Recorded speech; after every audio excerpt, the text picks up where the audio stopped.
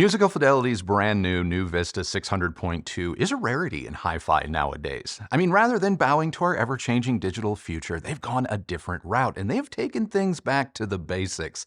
And in so doing, they may have just created one of the more consequential integrated amplifiers that I've experienced in a really long time. The Nu-Vista 600.2 is an all-analog stereo integrated amp that combines a discrete dual mono amplifier design taken from Musical Fidelity's own Titan amplifiers with a Class A tube stage using Nu-Vista tubes, all situated within a robust and carefully crafted chassis. Now, power is stated to be 160 watts into 8 ohms, 300 watts into 4, and 500 watts into 2. If for whatever reason you find yourself needing more power, the Nu-Vista has both balanced and unbalanced preamp outputs that give it additional flexibility whether you wish to bi-amp or use a powered subwoofer with its own bass management. The 600.2 has 4 RCA-style line-level inputs and 2 XLR or balanced inputs. There's even a fixed line out, though that's not to be confused with the Nu-Vista's preamp outs, whose volume is controlled by the volume knob on the front of the integrated amplifier. That's pretty much it. Remember, the Musical Fidelity is a straightforward, analog-only integrated, so minus a few buttons, to change the look and luminosity of the display that rests between the amp's 2 very significant source and volume knobs, there isn't much by way of features. I mean, you don't even get tone or balance controls. Even the remote is basic, though it may take the crown as one of the more substantial remote controls I have ever used. Now, because the Musical Fidelity lacks a built-in DAC or wireless connectivity, I paired it with my reference DAC streamer, the Eversolo A8, which enabled me to add our Sony TV and Apple TV 4K to the signal chain using the A8's HDMI input. And this simple but very effective setup allowed me to enjoy music and movies, albeit in stereo, using the Musical Fidelity. And the combo was terrific, as the 602 benefited from the A8's digital strengths, not to mention its balanced construction. As for speakers, now I tested the Musical Fidelity with 3 pairs of tower speakers: Q Acoustics Concept 50s, the Cornwall 4s from Klipsch, and our reference SVS Titans. All of them worked well with the Musical Fidelity, though if I had to pick a favorite, it was the Titans, followed closely by the Cornwalls. I mean, both speakers were taken to audible new heights when driven by the 600.2. Despite having a Class A tube stage, the Musical Fidelity is not a warm, lush, romantic-sounding amplifier. It is neutral, neutral, neutral. Those looking for an amplifier that moonlights as a tone control or EQ for your speakers or associated equipment need not apply, because the Nu-Vista 600.2 will likely disappoint you. The Musical Fidelity sets itself apart from the competition in other ways, and it starts with control. The grip this amp had on the Titan and Cornwall's drivers, specifically their woofers, was immediately apparent and, as a result, brought about a sensation of more articulation and detail in the lower registers, not to mention the feeling of deeper reaching bass on the whole. Playing back bass favorites like Honey, Hypnotized, and even Symphony No. 5 Stomp showcased the Musical Fidelity's complete command over the movement of the speaker's woofers.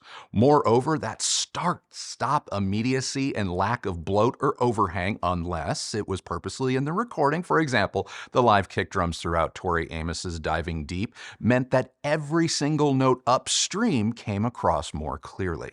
Which brings me to the Musical Fidelity's second best trait, and that is its ability to hang on to and then separate every single note that fraction of a second longer with greater ease than any amplifier I've heard in a minute, including the Macintosh MC312, which I love. Playing back Blame It On Me by Bare Naked Ladies was an absolute masterclass in the most subtle inflections and harmonies being brought into more precise focus and presented in a way that just was simply more audible than through any other amplifier I currently have in-house. Again, the 600.2 didn't alter the timbre of the artists or their instruments, but it did enable them to become more three-dimensional themselves and in relation to each other, which brought about a more vivid sense of realism, never mind intelligibility. So it should come as no surprise that when it comes to soundstage and dynamics, the musical fidelity ranks among the best. Listening to Blues Traveler live from the fall was transformative. There were crystal clear boundaries between Popper and the rest of his bandmates. And the movement of each of them from left to right and front to back was also rendered with greater focus. And Popper's swaying kind of mannerisms behind the mic were so vivid that his audible presence within my room shifted as if he was physically standing in front of me.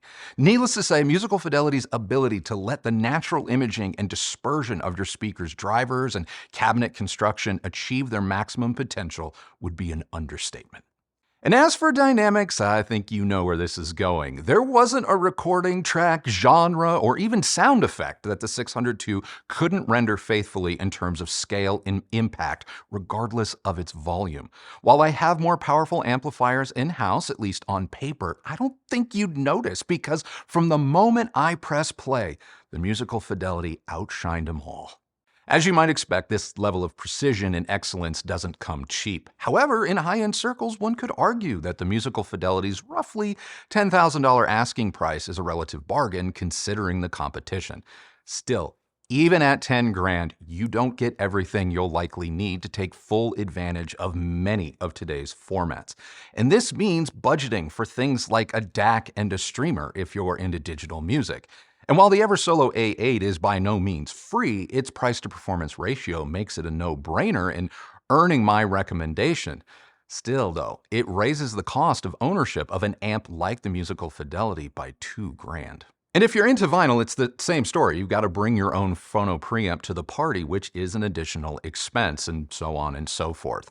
And while hi-fi purists are no doubt cheering over the more separates approach to system building one has to endure when considering a stripped-down integrated like the 600.2, those like myself who have come to like more, all-in-one solutions, we're going to be forced to shop for associated equipment, maybe for the first time in a long while. Now, I mentioned the Macintosh earlier, and while the MC312 I still have in my possession isn't an integrated amplifier like the Musical Fidelity, its capability is comparable. When paired with the C55 preamp, the total cost of the Macintosh system rises to $16,500, which may make the Musical Fidelity seem like a bargain at just under 10 grand. However, when you factor in the cost of things like a DAC, phono preamp, and EQ, all things you get with the C55 for Macintosh, it wouldn't take much to build a system that is comparable in price around the 600.2. So which one would I rather have? As much as I love the Macintosh inside and out, in my head-to-head testing, I actually preferred the Musical Fidelity more of the time. There's just something a little more exciting and contrasty to its presentation that I preferred. Nothing against Macintosh, they are still great, but if I had to pick a cost-no-object amplifier at this moment, and it was down to these two options, I'm all in on the Musical Fidelity Nu-Vista 600.2. I even prefer the Musical Fidelity to another GOAT of ours, the Technics R1000. I fully admit that for the same amount of money, you are getting a way bigger value by going with the R1000 over the 600.2. But in terms of absolute sound quality, the Musical Fidelity wins for me. There's just something about its ease and control that's hard to go without once you've lived with it.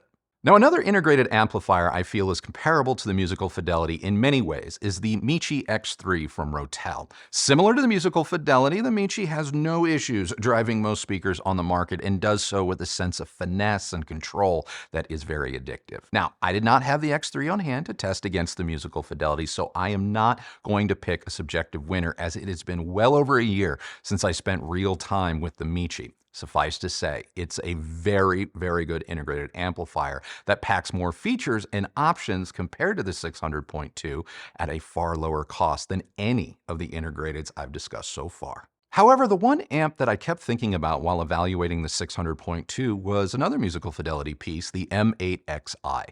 We featured the M8XI on the channel roughly 5 years ago, and at the time, I called it one of the best amplifiers I had heard. Honestly, had it not been for its sheer size and weight, I probably would have hung on to it as a reference, and that is a decision that I regret not doing. While the 600.2 isn't much smaller, it is quite a bit lighter at 79 pounds compared to the M8's 101. The M8Xi is more powerful than the 600.2, though I doubt many would notice, as both amplifiers are stable into 2 ohms. The M8Xi is less expensive, though, at around $7,000, depending on where you shop, and it has a basic DAC complete with multiple digital inputs, making it the more versatile of the 2 musical fidelity amplifiers. Now, if I already own the M8Xi, I can't say for sure if I'd feel compelled to upgrade to the Nu-Vista 600.2, or that the Nu-Vista would even represent a clear and audible upgrade. But I will say this, every time a musical fidelity amplifier comes our way, I am reminded of just how good they are and am confused as to why they're not more ubiquitous in high-end circles. I don't know. What I do know is this, the Nu-Vista 600.2 is a remarkable integrated amplifier. So that's it. That is now my take on Musical Fidelity's new Nu-Vista 600.2 all analog stripped down integrated amplifier. What did you guys think? What do you guys think of this product in 2025? No bells and whistles, just raw performance. Sound off down in the comments below. And if you have a question, or maybe I missed a comparison, also leave that down in the comments. You never know, when we come back and do our next Unplugged, we may do this giant mashup video where we answer many of your questions that you've kindly left for us, but that we have been unable to answer up until this point. In the meantime, thank you guys so much for watching. Remember, the only person who has to like the sound of your system is you. So happy listening, everybody. Thank you so very, very much for watching and for all of your support. Christy and I really do appreciate it. And until next time, enjoy the rest of your day, and we will see you on the next video. Bye.